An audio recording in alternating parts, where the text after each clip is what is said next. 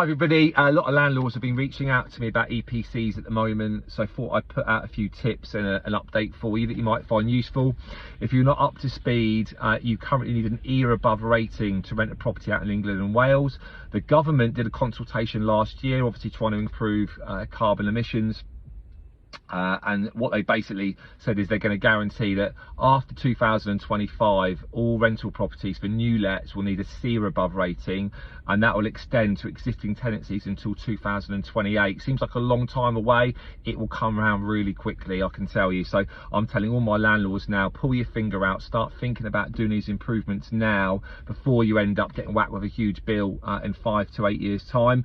A few things from the consultation that you need to be made aware of. The fine for non-compliance at the moment is £5,000. That's going to increase to £30,000. Wowzers, that's a huge fine the government can impose on you.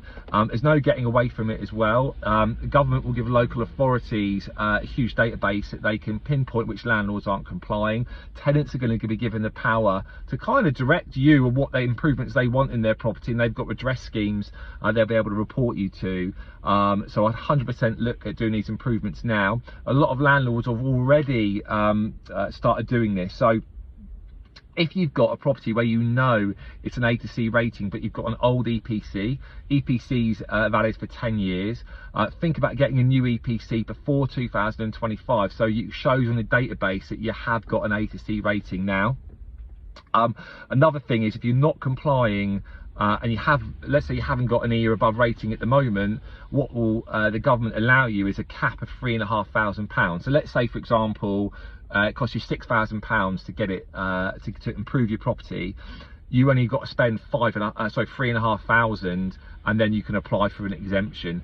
That's going to increase to £10,000 after 2025. So example being, if you then need to get it, say it's going to cost you £15,000 to improve your property to get it to an A or a C, you've only got to spend £10,000, and then you can apply for an exemption. There might be government grants that might be able to help you. They might give you longer to get that work done. So definitely would think about doing that.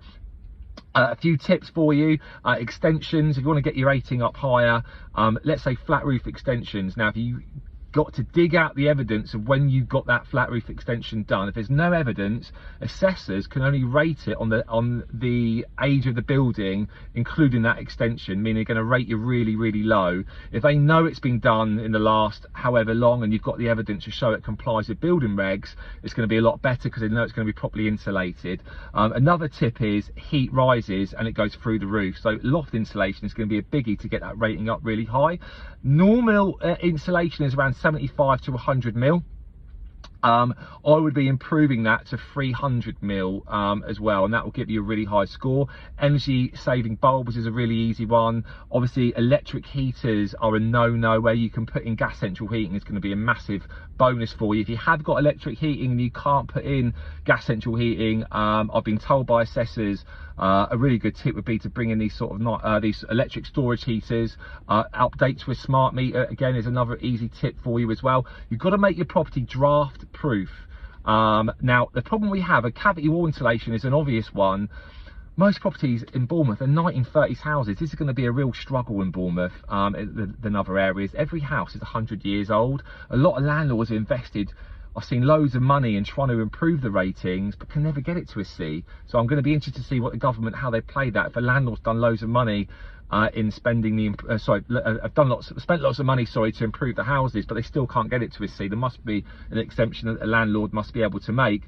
But these 1930s houses, they weren't designed for cavity wall insulation. When a lot of landlords have put these into their houses, it's caused damp. They've acted as little wickers for moisture, which has caused a few problems. But that's something to bear in mind. But obviously cavity wall insulation is going to be a big thing that people are going to need to do.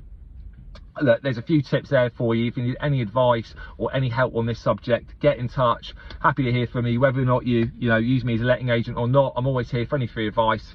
Have a good day.